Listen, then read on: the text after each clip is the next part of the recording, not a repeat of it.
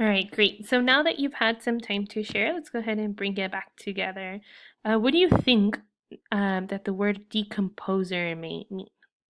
And then hopefully your kids would say something along the lines of a decomposer is a living thing such as bacteria, fungus, or an insect that feeds on and breaks down plants and animal matter into simpler substances. So that was in step three, students will have the opportunity to create an illustration.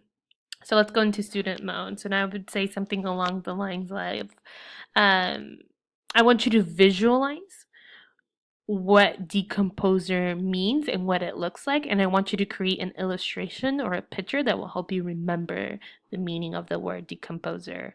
So why don't we go ahead and go try that right now? Take 30 seconds for the sake of time and draw a picture that illustrates the word decomposer. Okay, let's go ahead and bring it back together. In step four, students engage with the word by thinking about its synonyms or antonyms, and this helps students make connections to prior concepts we learned in class or things that they've learned throughout books. So I would say something along the lines of, okay, now that we know that a decomposer is a living thing such as a bacteria, fungus, or an insect that feeds on and breaks down plants and animal matter into a simple substance, I want you to think about what are some words that have a similar meaning? What are some words that have the opposite meaning? So I want you to go ahead and think about your synonyms and antonyms with your table partners. Take 1 minute to think through those ideas. Go. Students would share, so go ahead and try that right now. And let's go ahead and bring it back together. What are some synonyms and antonyms that you came up with? Perfect. Yeah, your kids might say something like something that crumbles other things. So if we're thinking about what a fifth grade response might sound like, or they might also think of the word composer to put together, which would be the opposite of decomposer. So that would be step four. In step five, students engage in discussion about the word. So generally what you would have students here do is, I would say something along the lines of, with your table partner, I want you to go ahead and share your illustration. I want you to explain to your partner how your illustration shows the meaning of the word decomposer. Go ahead and take 1 minute for one partner to share and then the second partner to share. Go. So why don't you guys go ahead and try that right now? Perfect. So that was step five. I'm sorry, that was step five. In step six, it's a little bit different. So step six can happen in the moment. It can also happen later. It could also happen multiple times throughout the year. And step six, the purpose of step six is to really help students engage with the word and internalize the new word and the meaning of the word. And there are a variety. And step six is just playing vocabulary games. There are a variety of vocabulary games that you can play, and I will leave you with some resources at the end of today that you can check out. For the purpose of the time, I would just want to go ahead and show you what a game could look like. So let's say that you're, reviewing your vocabulary words, or it's the end of a unit, and you're going over some concepts, and you can play like a game of taboo. So you would have one student facing the wall of the slide, and then one student facing the back. And the purpose of the game would be for the person looking at the slide to help the person facing the back wall name the key word, but the person facing the slide cannot use the word composer, breakdown, and substance in the description of the word, which is actually a really fun activity, and it works best when you have a variety of words so that kids can alternate back and forth between the words. And so I just want to point out how engaging Marzano's 6 steps of vocabulary instruction can be. During our time together, you've definitely heard the word decomposer 5 times. You visualized the word. You thought about the word within the context of other words. You thought about synonyms. You thought about antonyms. You illustrated the word. And then you even played a game, and we would play a quick game about the word. And all of those steps help students really internalize the word, the new word, its meaning. And when students internalize this word, then they're able to access content. And specifically in science, when there are so many difficult words and new words that students don't interact with, this constant exposure is important for our students so that they're truly internalizing the word and so that they can truly access content. So that was a lot of me talking. I want you to give you some practice time. So with the table partner, I want you to look at your vocabulary plans, which I know exist and you guys have carefully selected those words. I want you to select at least one word that you will be teaching next week. Open up a slide deck. It could be PowerPoint. It could be in a Google form. And then in your email, you have a soft copy of the template that I had on my slides. I want you to copy and paste that. And I want you to create one lesson for the word. So I want you to think about, what is the word?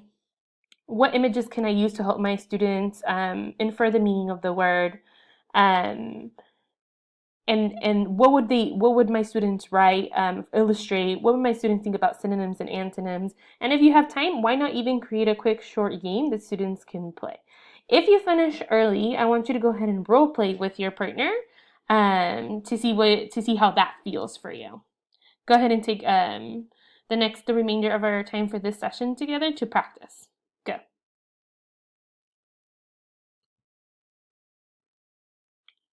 Perfect.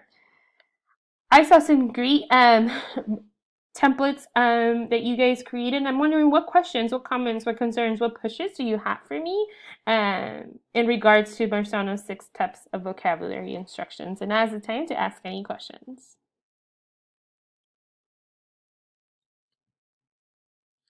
Perfect. Let's go ahead and move on to the second area that I propose to be adjusted to improve DLI in our 5th grade science classrooms. So right now, students are reading informational text, but they're doing so at a very surface level. And what I mean by that is that students have a first read of the article and they're reading it to find keywords, sometimes to find their definitions. And then they're reading it a second time, or the teacher reads it aloud, students follow along. And at the end, students fill in blanks of a summary that was already pre-written for them. So when these types of activities don't necessarily lead students to think deeply about what is said in the article or to think deeply about the content, because a lot of, they're not engaging with the text. A lot of the heavy lift is done by the teacher. And in a close reading lesson, we'll have shift that. It will have shift, it will shift moving from the teacher to student, where students are doing a lot of the thinking, but they're doing it with guided support from the teacher. The teacher is there to support them. And there are a few steps, and there are many different ways to do a close reading lesson. It really depends on the content, the article, and your style. But here are some steps that you can take. The first thing is the students will read the text independently. They will struggle with the text a little bit, and that's okay. Students need to be exposed to that. Then in the second read, the teacher reads the text aloud and students mark up the text. And students can mark up the text to ask questions, to make connections, to find main ideas, to highlight important or interesting facts. It really depends on what you're learning in the article, and you as a teacher can make that choice. In the third read, students read it to answer text-dependent questions. And these text-dependent questions are designed by the teacher. And as a teacher, you design them with having in mind what you want students to get out of the text. Then in the fourth read, students use their article one more time. They use their text-dependent questions to discuss what they've learned or what they're thinking or what they found. After students had an opportunity to discuss, then they revise their responses. In front of you, you have a document that looks similar to mine. And on the top, it says close reading lesson. So it's the third page of your packet. So if you can just go ahead and grab that for me. And a close reading lesson can take anywhere from 60 to 90 minutes. But for the sake of time, I'm just going to walk you through what it's going to look like so that you have time to practice. So in the first read, I would say, okay, students, let's pretend that we've been learning about the food web, and I really want my students to understand why it's important to keep a balance in the food web. So the first thing I would say for my students for the first read would be, go ahead and take 5 minutes and read the text. And students might struggle with it a little bit, and that's fine. Walk around, encourage, be supporting. In the second step, then I would tell my students, okay, we're going to reread this text about the food web. But this time, as I read it, I want you to be thinking about, can you make a connection to something we learned about before? So we would read it, and I would pause as we were reading it to see if students can make connections to concepts that we've discussed. And the third read, and if you look at if you turn the page, you're going to find some text-dependent questions. I'm going to say, okay, now go guys and answer these text-dependent questions. Make sure you're using evidence from the text. I would walk around the classroom and I would provide support for the students who are struggling. After students have answered these text-dependent questions about the decline of the shark population and why that might be a positive thing or a negative thing, I would have students discuss in their tables their findings. And then in the last piece, students would go back to the writing and revise their thinking. How are they thinking that, the decrease in the population of shark is affecting the food web? Are they thinking something new? Are they thinking something different? Are their ideas reaffirmed? So as you can see, in a close reading lesson, students are not just reading carefully. Students are reading carefully. Students are using evidence to support ideas like scientists do. Students are discussing, which is something scientists do. Students are questioning each other. Students are revising their thinking. That's what disciplinary literacy instruction could look like in a science classroom through a close reading lesson. So that was a lot. I want you to go ahead and now take some time to practice with your table partner. So I want you to find the next article that you're planning to read in your next unit. I want you to determine what you want your students to get out of the article. Decide what you want your students to mark up the text for. Is making connections going to help your students understand the big ideas better? Is asking questions going to help you other kids understand the idea? That's up to you. I want you to plan at least 2 text-dependent questions that you want to have your students think about. And if you finish early, why not role play the lesson? Go. Perfect. I saw a lot of great starts to those close reading lessons. Remember, close reading lesson is not something that you become a master of, that you or your students will become a master of. It takes a lot of time, it takes a lot of practice, but I think the outcomes or the return on that investment for close reading lessons, you're going to notice a significant difference in the way your students are reading science, thinking about science, talking about science, writing about science. And if you have any questions, I want to go ahead and share those with me. What questions, concern, or pushes do you have for me? Perfect. Let's go ahead and move on to the last part. At the start of today, I told you that one of the biggest things for me today is I wanted you to walk away with at least 1 or 2 strategies that you can use in your classroom. So I want you to think and talk about these questions with your partner. What is one thing you learned today about disciplinary literacy instruction in your classroom, or whether it's an area of growth or is there strength? And what is 1 or maybe 2 strategies that you are going to try in the upcoming weeks to improve disciplinary literacy instruction in your classroom? Go ahead and take 2 minutes to talk about that.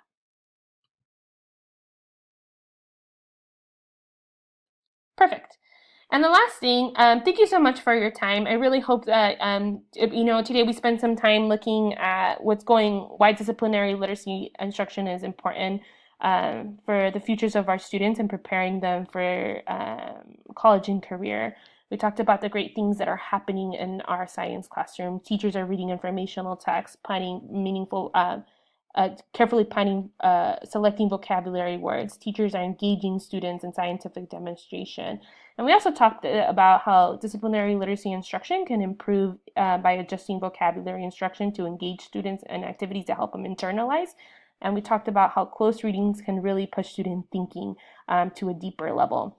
And here you have 3 resources that you can use. I really encourage you, if you have a chance, to explore teaching discipline-specific literacies in grades 6 through 12, which is something that I cited a few times, and it gives you a lot of examples of what DLI can look like in your classrooms. I know next year we're fully adopting NGSS. Check out the standards, and I've also attached some vocabulary games that you can use for Marzano's 6 steps of vocabulary instruction. And along with those resources, you'll have these slides so that you can have with you as a resource as you continue to push yourself to incorporate DLI in your classrooms. Thank you so much for your time. I hope you have a great day.